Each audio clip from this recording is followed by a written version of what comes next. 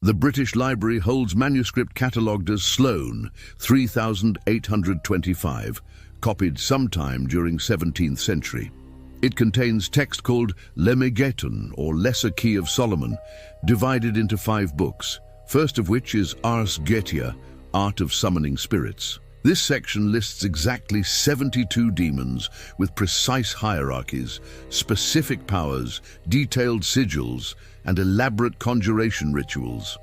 According to the text, King Solomon of Israel bound these entities using magical ring engraved with divine name, forcing them to build the Temple of Jerusalem and reveal cosmic secrets. How did Solomon, biblical figure venerated across Judaism, Christianity, and Islam as epitome of God-given wisdom, become central character in European grimoires of ceremonial magic? The answer requires tracing 2,000 years of esoteric traditions that develop parallel to canonical scriptures, progressively reinterpreting biblical narrative through increasingly mystical lenses. First Book of Kings in Hebrew Bible presents historical Solomon, king who reigned approximately 970 to 930 before Common Era, builder of First Temple in Jerusalem, attributed author of Proverbs and Ecclesiastes. Biblical text records his glorious rise after requesting wisdom from God at Gibeon, his prosperous reign marked by political alliances, and his tragic spiritual decline when 700 royal wives and 300 concubines turned his heart toward foreign gods. 1 Kings chapter 11 is explicit. Solomon built high places for Chemosh, the detestable god of Moab, and for Molech, the detestable god of Ammonites. His heart was not fully devoted to Lord his God as heart of David his father had been.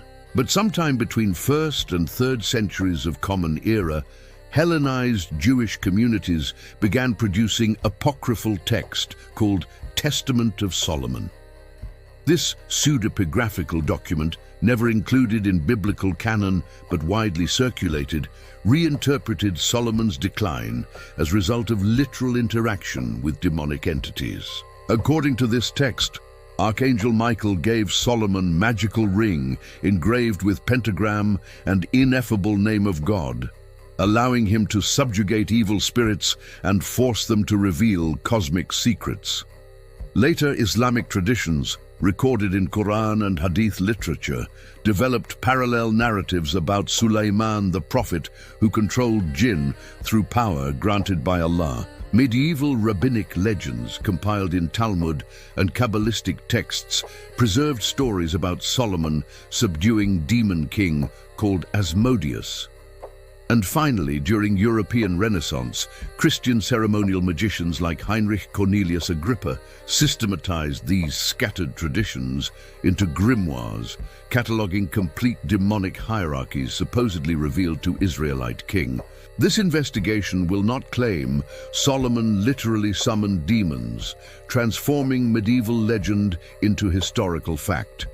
But we will rigorously trace how ancient apocryphal texts evolved into treatises of ceremonial magic, how mystical theologies reinterpreted biblical narrative, and why Solomon's figure lent itself so perfectly to this type of esoteric speculation. Archaeological evidence confirms historical Solomon existed and built temple in Jerusalem during 10th century before Common Era. Dead Sea Scrolls confirm Jewish communities during Second Temple period were producing elaborate angelology and demonology. Medieval manuscripts prove European magicians genuinely believed these grimoires derived from ancient Solomonic wisdom. The question is not whether magic is real, but why these specific legends emerged, persisted, and shaped Western occult traditions for 2 millennia. If this type of critical historical analysis about origins of occult traditions interests you, comment now and share with someone who values serious investigation into intersection of religion, history, and esotericism. Before examining medieval legends about Solomon controlling 72 demons, we must establish solid historical foundation. What do canonical biblical texts actually say about this king?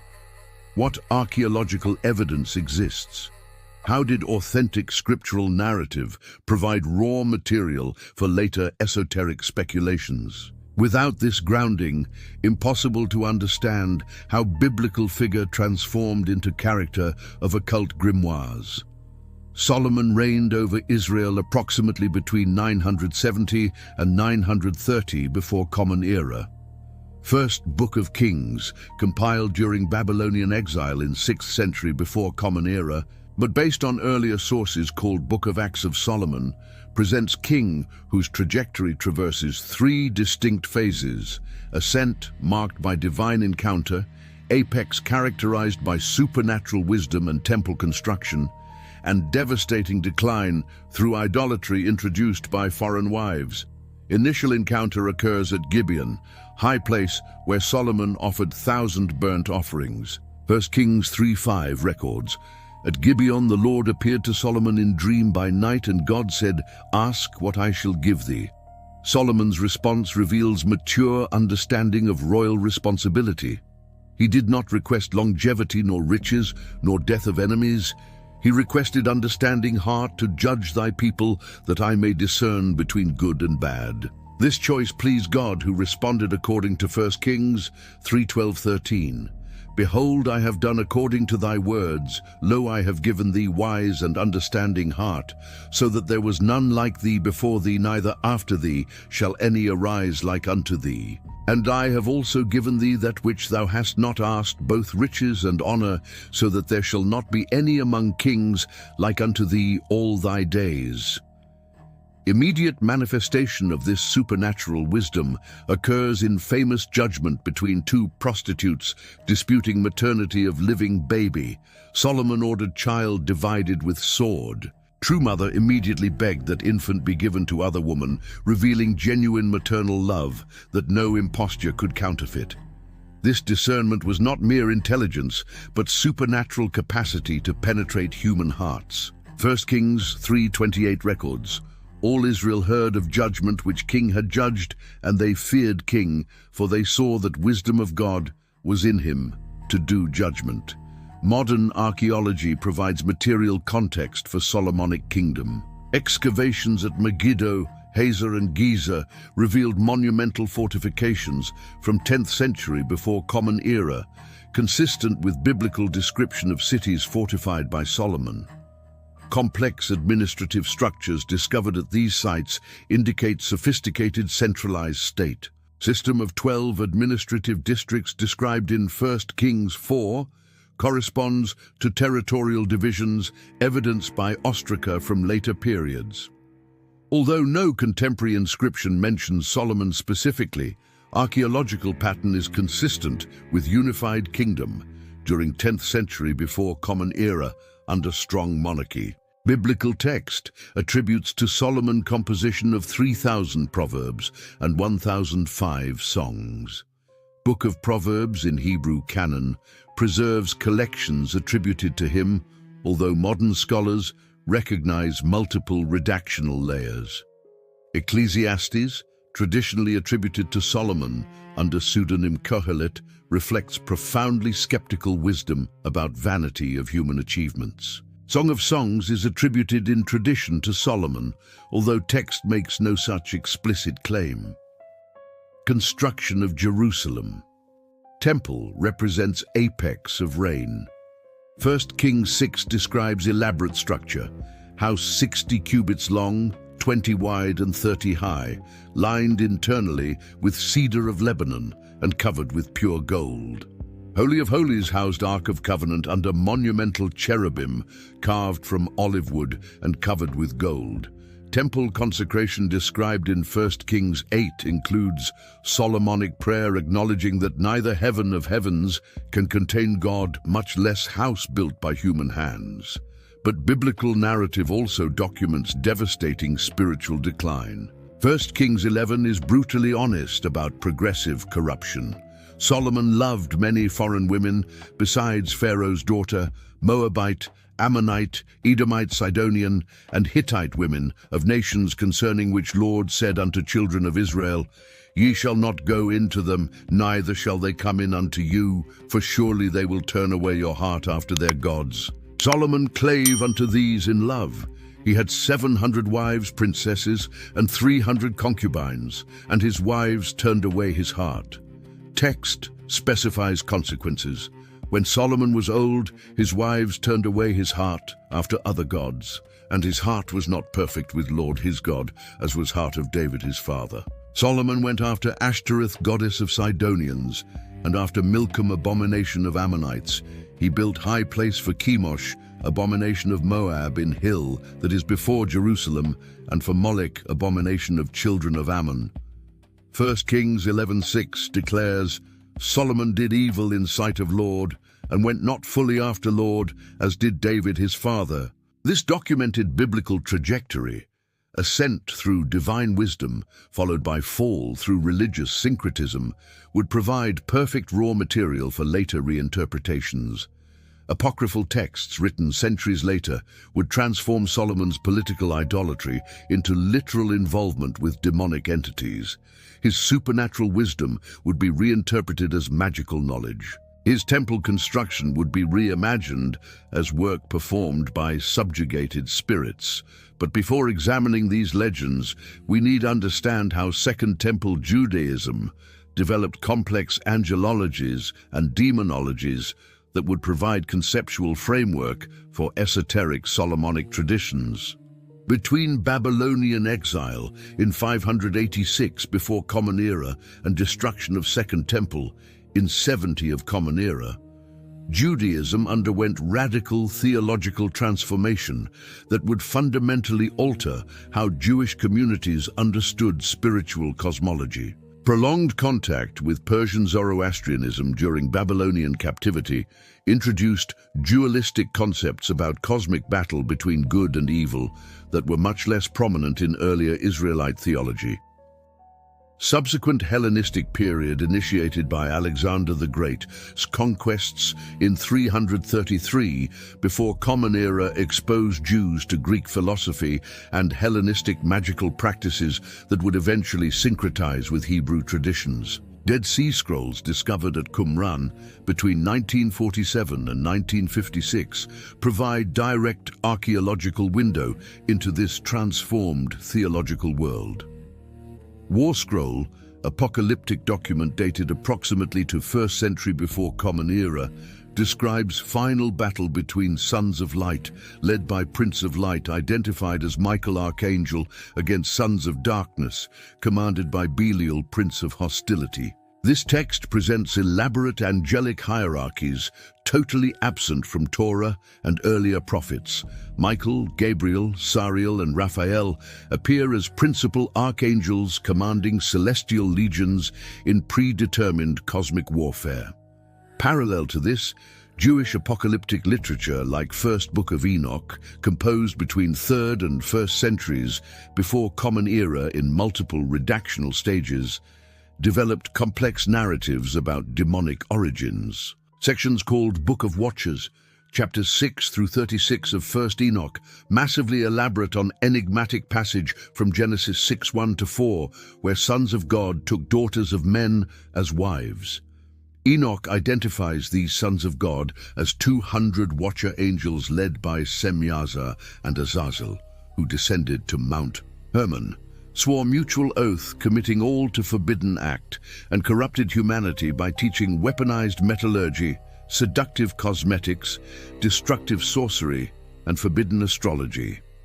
According to 1st Enoch, union between watchers and human women produced Nephilim, violent giants of 3,000 cubits height who consumed all Earth's resources and finally began devouring humans. When these hybrids died in flood, their disembodied spirits became demons wandering Earth until final judgment.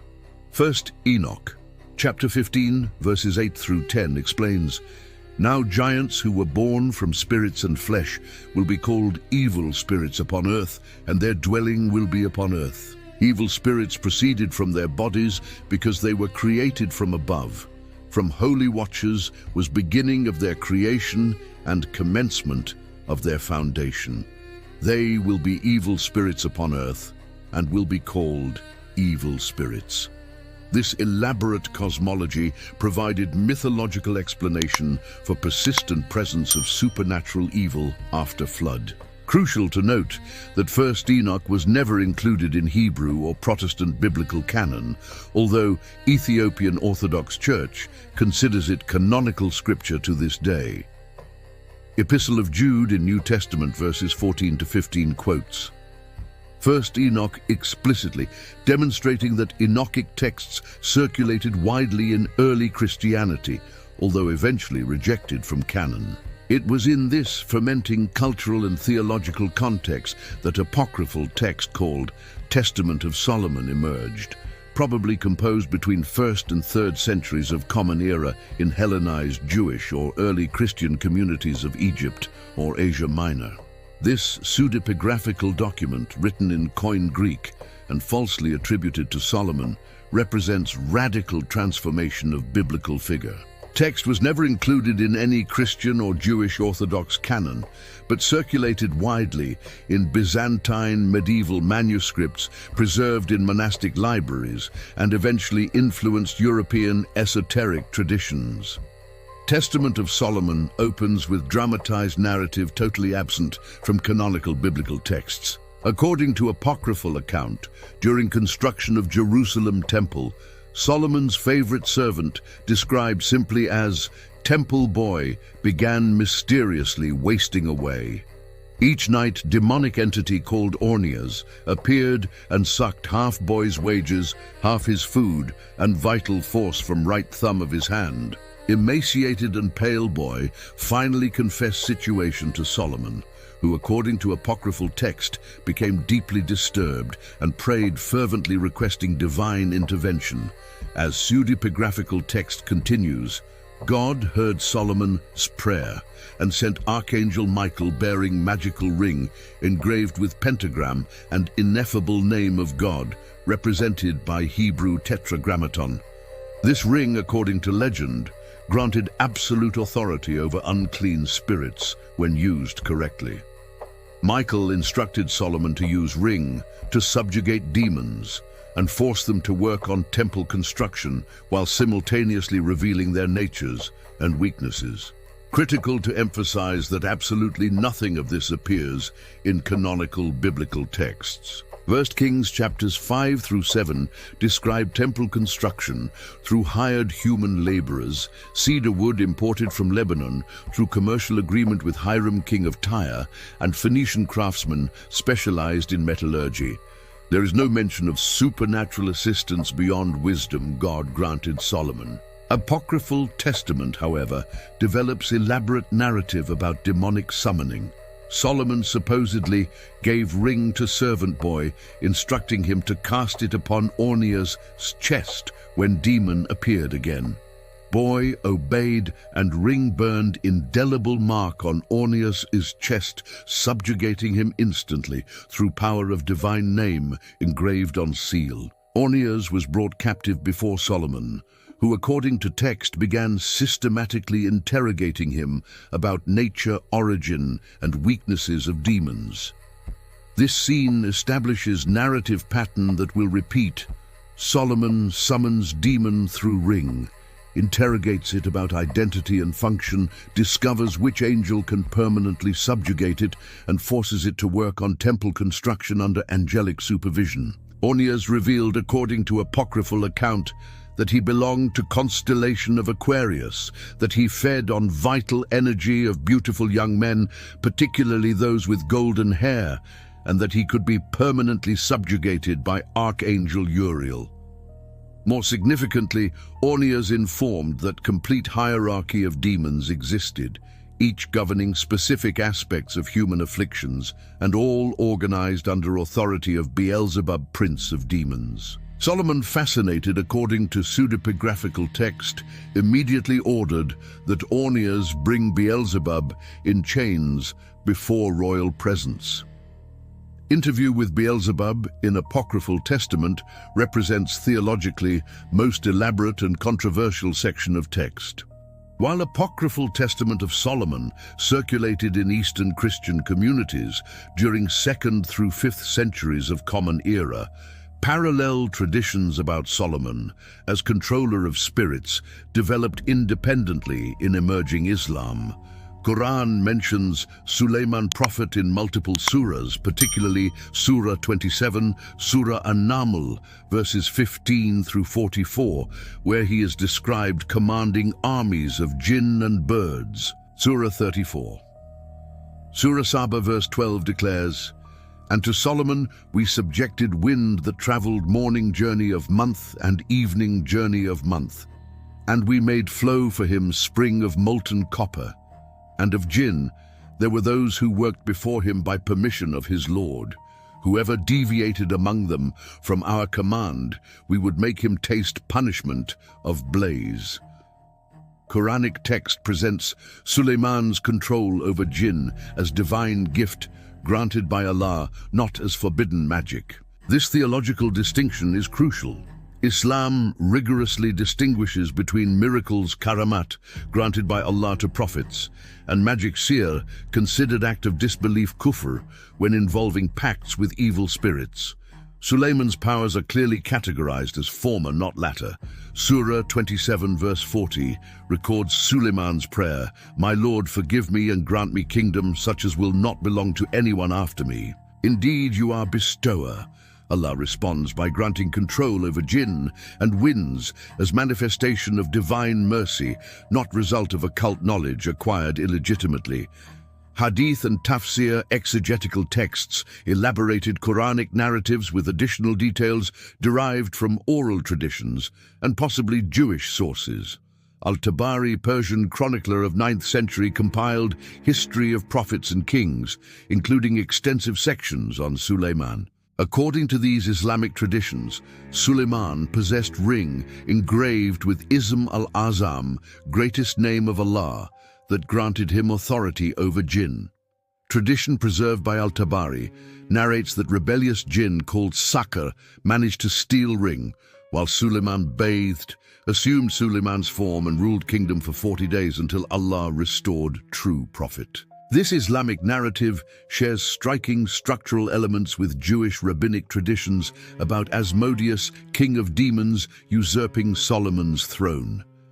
Babylonian Talmud tractate Gittin Folio 68 preserves elaborate story where Solomon needs to capture Asmodeus to obtain Shamir magical worm, capable of cutting stones without iron tools for temple construction. Solomon sends Benaiah, son of Jehoiada, his general, who captures Asmodeus using chain engraved with divine name and wine.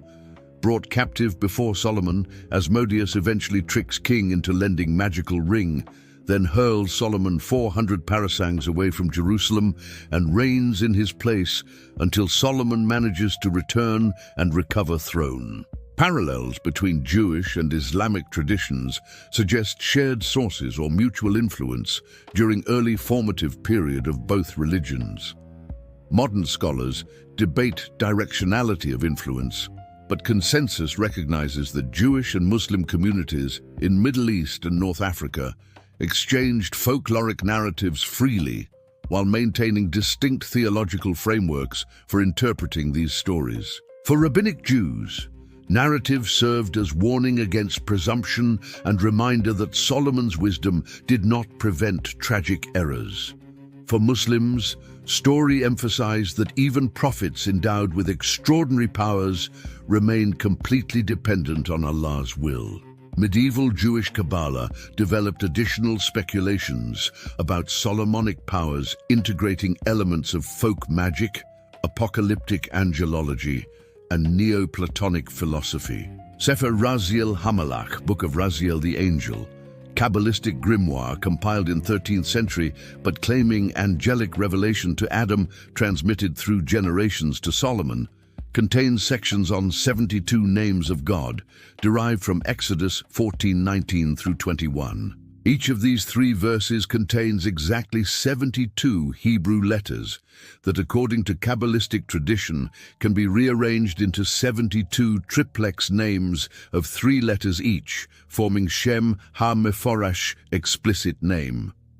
This tradition of 72 divine names became central in practical Kabbalah, distinct from contemplative Kabbalah, focused on meditation upon Sephirot, divine emanations. Practical Kabbalah, also called magical Kabbalah, involved use of divine and angelic names for theological purposes such as protection against demons, healing of diseases, and obtaining prophetic knowledge.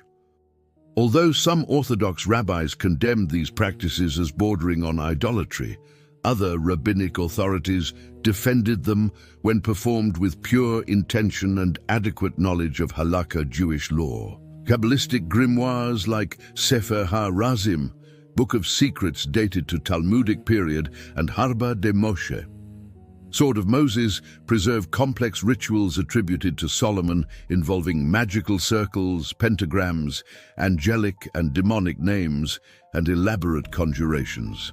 These texts represent syncretism between Orthodox Jewish traditions and popular magical practices circulating in medieval Jewish communities of Middle East, North Africa, and Spain. Important to note that mainstream rabbinic authorities considered these texts marginal and dangerous, although they recognized biblical precedents for certain types of occult knowledge, particularly related to medicine, astronomy, and dream interpretation. During European Renaissance, in 15th and 16th centuries, Christian scholars discovered Jewish Kabbalah through Jewish conversos, who had studied esoteric traditions before converting to Christianity. Giovanni Pico della Mirandola, Italian nobleman, proclaimed in 1486 that nothing proves divinity of Christ better than Kabbalah.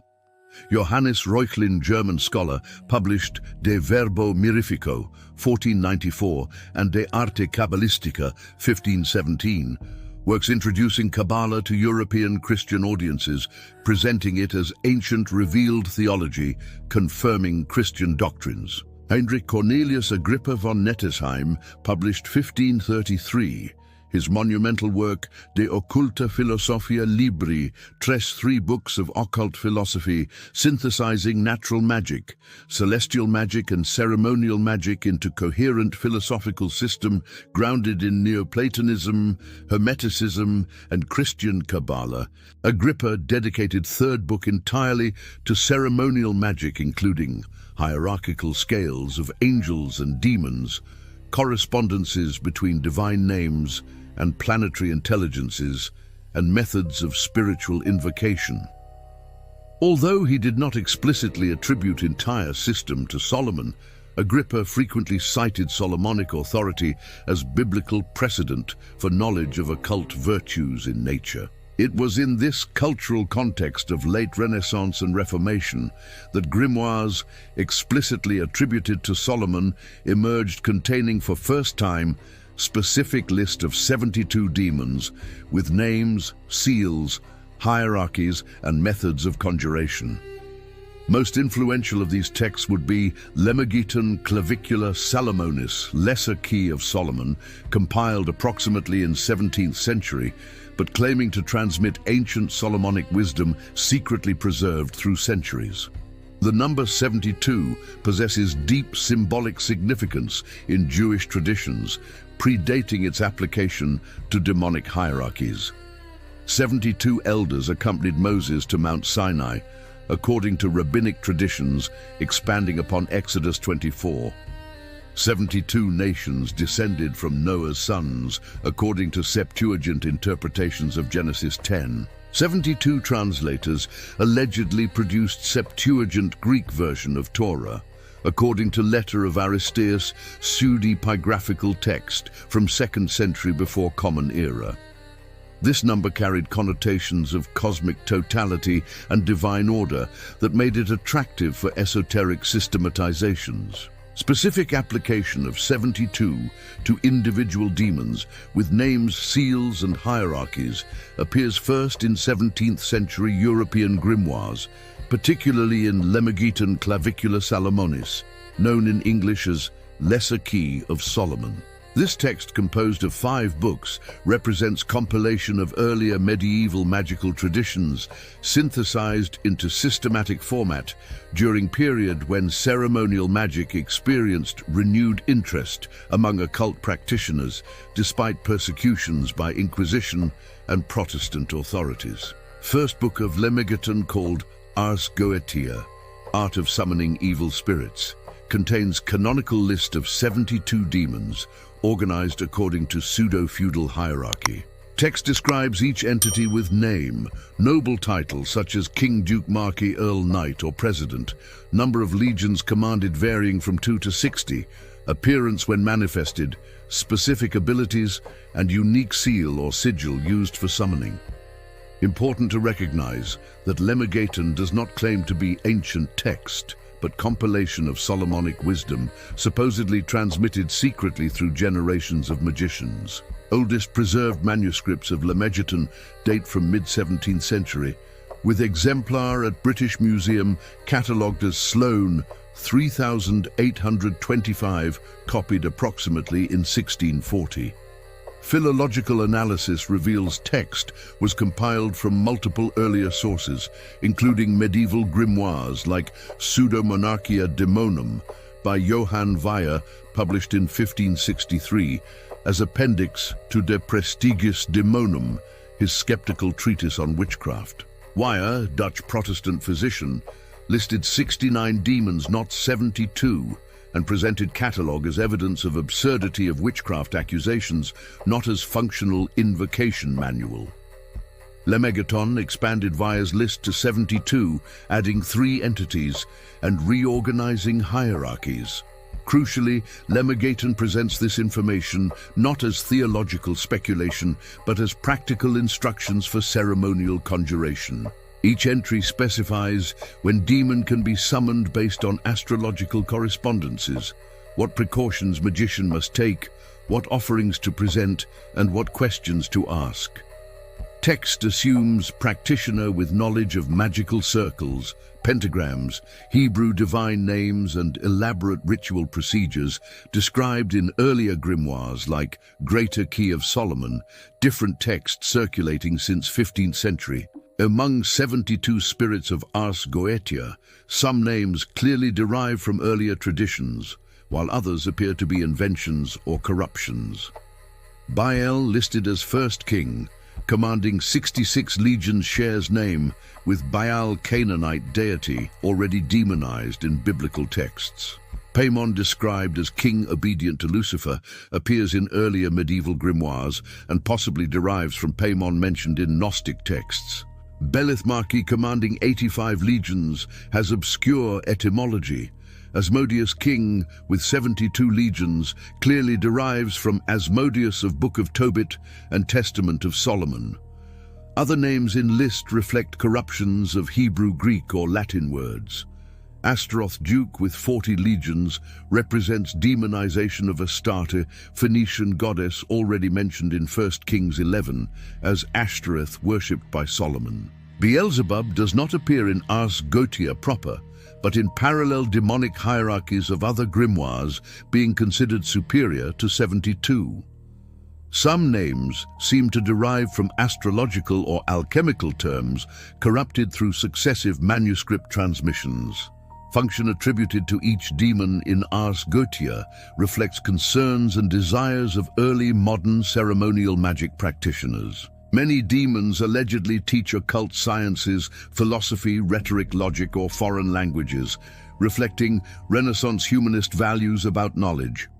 Others grant political favors, reveal hidden treasures, or cause love and lust, reflecting material and romantic ambitions.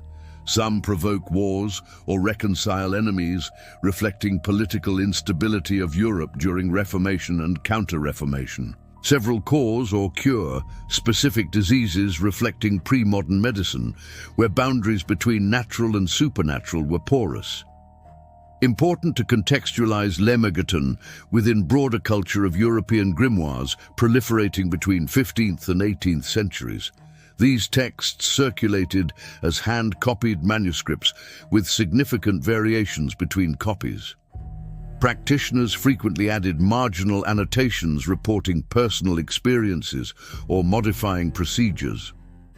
Grimoires did not represent fixed orthodoxy, but living tradition, adapting to local contexts and individual experimentation. Catholic and Protestant ecclesiastical authorities condemned these texts as demonic but inconsistent persecution, allowed continuous clandestine circulation. Question of whether practitioners actually believed they were summoning literal demonic entities or interpreted procedures symbolically remains debated by historians. Evidence suggests diversity of approaches. Some ceremonial magicians apparently understood demons as internal psychological forces or symbols of vices and virtues. Others clearly believed in independent external entities. Many probably maintained productive ambiguity between literal and symbolic interpretations, posture not uncommon in esoteric traditions where multiple levels of meaning coexist. Solomonic grimoires, including Lemegeton, represented syncretism between disparate traditions. Jewish Kabbalah provided divine and angelic names. Renaissance Hermeticism provided underlying natural philosophy.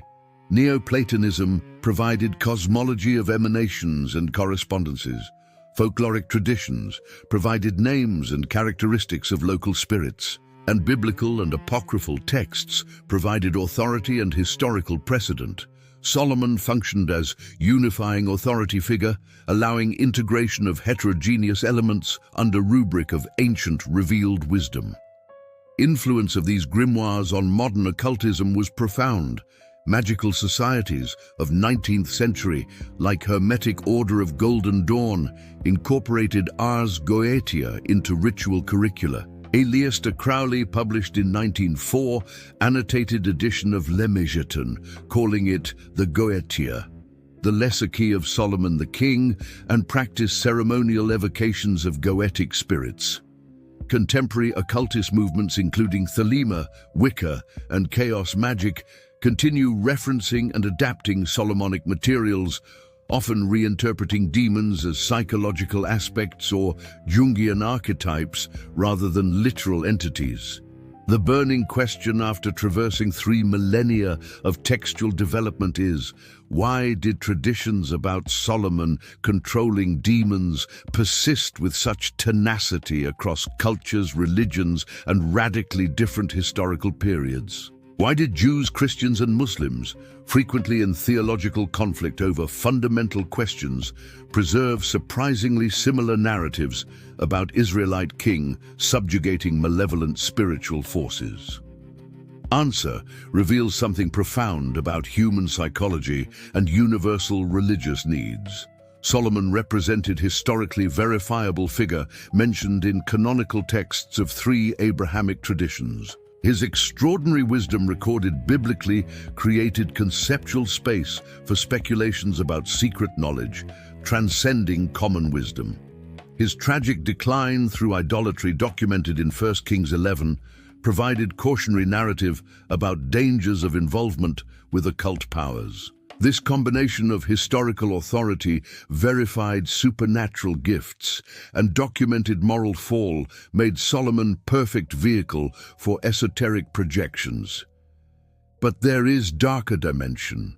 Solomonic traditions about demonic control served specific social and psychological functions in communities preserving them. For ceremonial magic practitioners, grimoires attributed to Solomon provided biblical authority for practices that orthodox religious authorities condemned.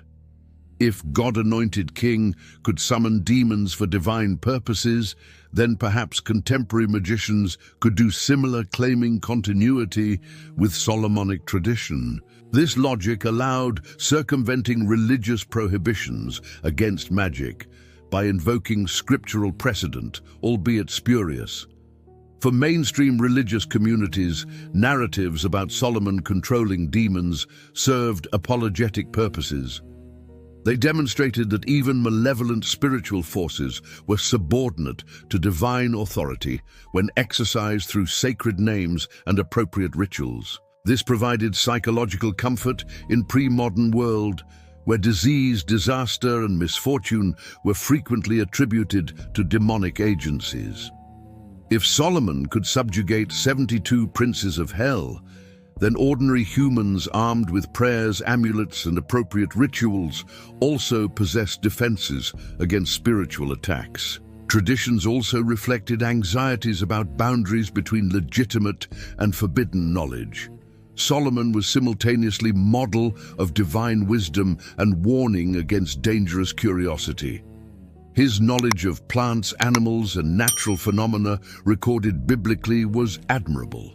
But when that knowledge extended to secret names of demons and summoning methods, it crossed line into ambiguous territory. Solomonic grimoires preserved this tension, presenting knowledge simultaneously as divine revelation and dangerous secret that few should access.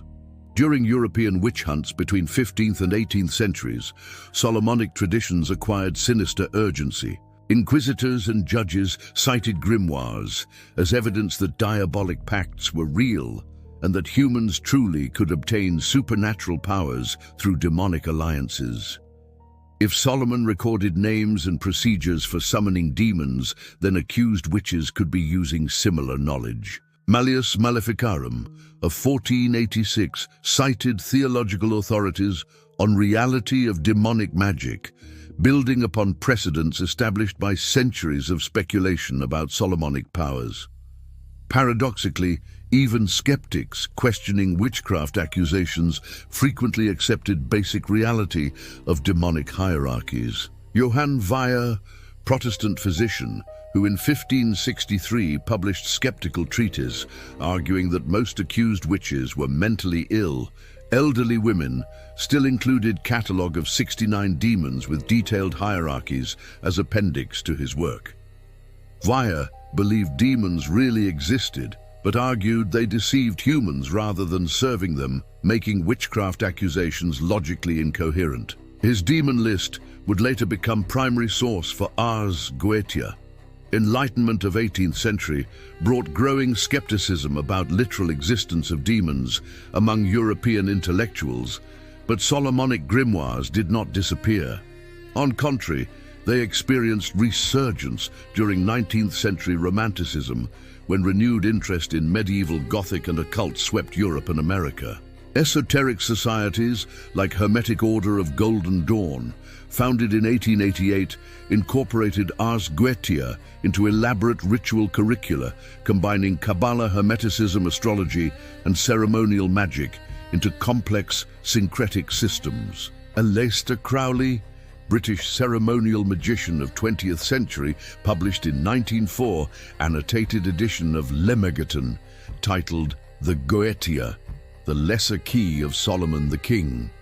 Crowley claimed to have performed evocations of various Goetic spirits, recording experiences in magical diaries. Crucially, Crowley frequently interpreted demons psychologically as aspects of human psyche, rather than literally external entities, anticipating later psychological approaches in modern occultism. 20th and 21st centuries witnessed proliferation of interpretations of Solomonic traditions. Some contemporary practitioners maintain literal belief in demons as independent spiritual entities. Others interpret symbolically as Jungian archetypes or psychological complexes. Still others view as useful cultural constructions for ritual work without ontological commitment about literal existence. This diversity of interpretations reflects pluralism of modern world, where multiple worldviews coexist. Solomon's legacy remains profoundly ambiguous. Biblical figure of extraordinary wisdom, transformed through centuries into central character of esoteric traditions that orthodox religious authorities repeatedly condemned. This transformation was not simple forgery, but complex cultural evolution, reflecting universal human needs to understand evil, exercise control over threatening forces, and access secret knowledge. Story of Solomon and 72 Demons reveals less about supernatural realities than about human capacity to construct elaborate narratives, projecting anxieties and aspirations onto historical figures, transforming them into symbols, transcending original contexts. After traversing 3 millennia from Solomon's historical reign in 10th century before Common Era, through 17th century European grimoires to contemporary occultism, we arrive not at supernatural revelations, but at profound understanding about how religious narratives evolve through documentable cultural processes. Story of Solomon and 72 Demons is not simply true or false. It is complex, stratified, revealing multiple truths about human psychology, religious needs, and dynamics of cultural transmission. Historical Solomon, verifiable through archaeology and canonical biblical texts, was Israelite king who built First Temple, consolidated unified kingdom, and experienced decline through religious syncretism when political marriages introduced foreign cults. First Kings records honestly both glory and fall, divine wisdom, and human folly. This biblical Solomon never summoned demons, never possessed magical ring, and never catalogued infernal hierarchies. Such elements appear only in apocryphal texts composed centuries after his death. Apocryphal Solomon of pseudepigraphical testament, written between 1st and 3rd centuries of Common Era, represents creative reinterpretation of biblical figure through lenses of Hellenistic Judaism, influenced by apocalypticism, elaborate angelology, and speculations about demonic origins. This text was never canonical, but circulated widely, establishing narrative patterns that would influence later traditions. Solomon of medieval and Renaissance grimoires represents synthesis of disparate elements: Jewish Kabbalah, Greco-Egyptian Hermeticism, Neoplatonism, Babylonian astrology, and European folk magic, all falsely attributed to Solomonic authority, to legitimate practices that Orthodox authorities condemned. 72 Demons of Lemegeton do not descend from ancient revelation, but from 17th century compilation, synthesizing earlier sources into systematic catalogue. These layers do not cancel each other, but coexist, revealing different truths.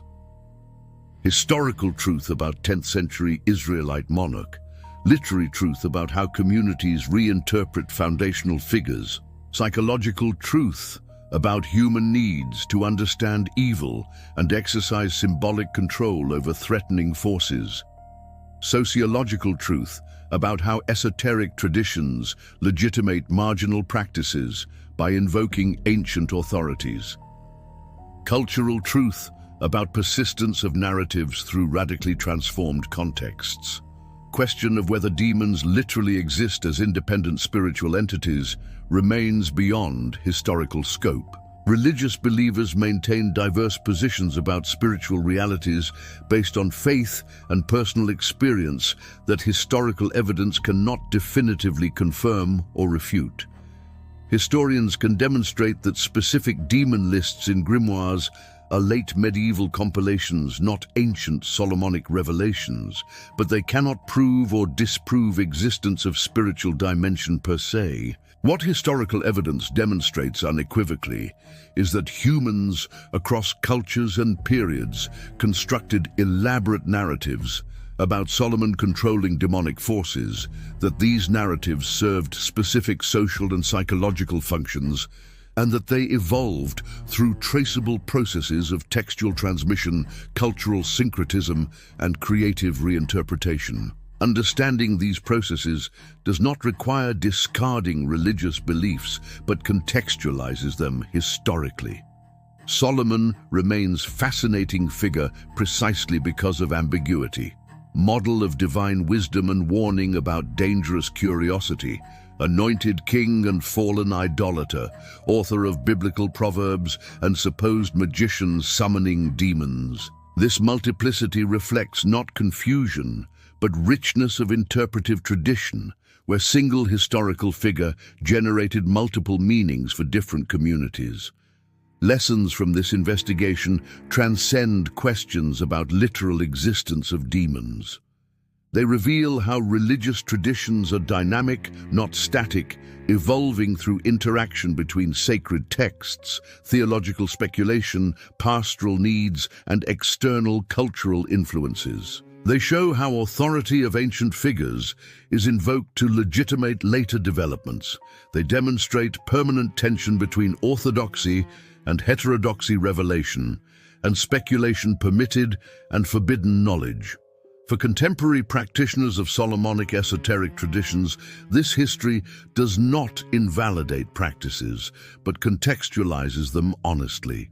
Grimoires do not descend directly from historical Solomon, but represent living traditions developed through centuries, synthesizing disparate elements into coherent systems.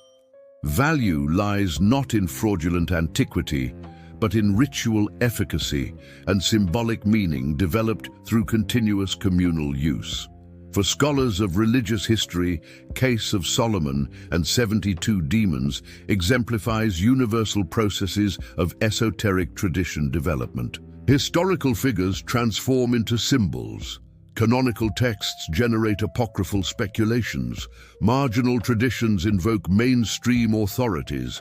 Narratives cross cultural boundaries, adapting to new contexts. These patterns appear repeatedly across world religious traditions. Story ends not with definitive revelation, but with invitation to appreciate complexity. Solomon was wise king who fell tragically. Solomon became symbol of secret knowledge and control over occult forces. Both truths coexist in layers of tradition accumulated through millennia.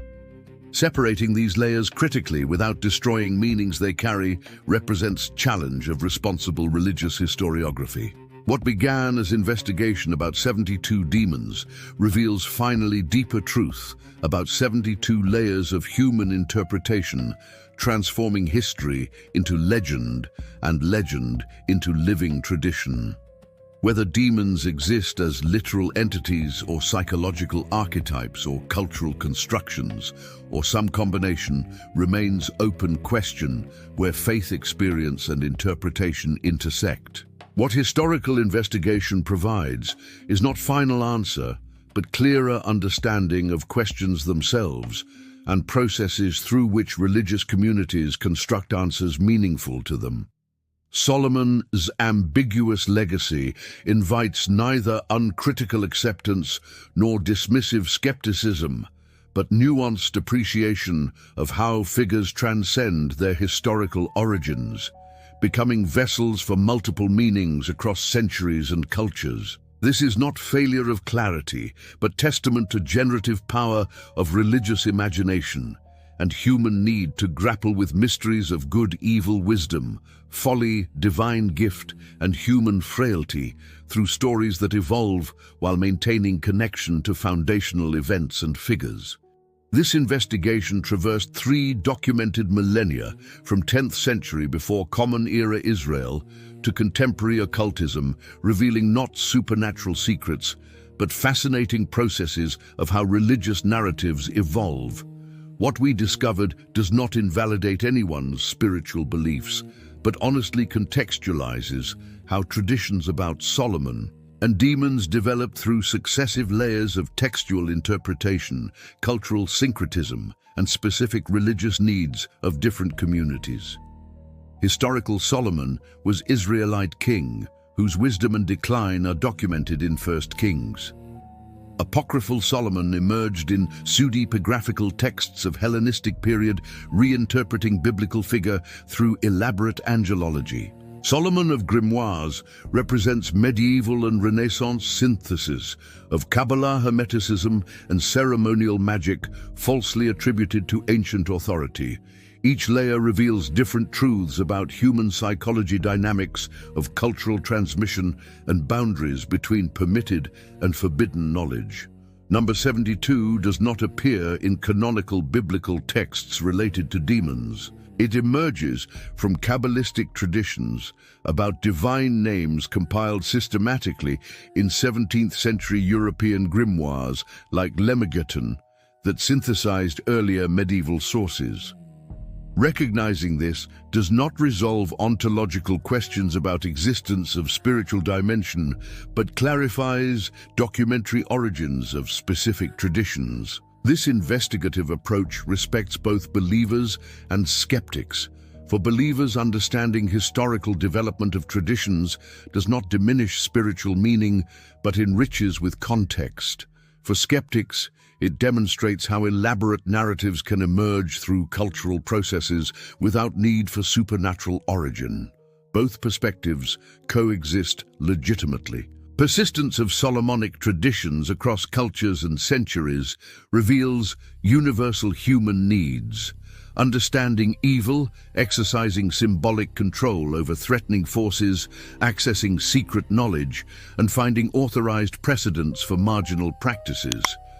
Solomon functioned as unifying authority figure, allowing integration of disparate elements under rubric of ancient revealed wisdom.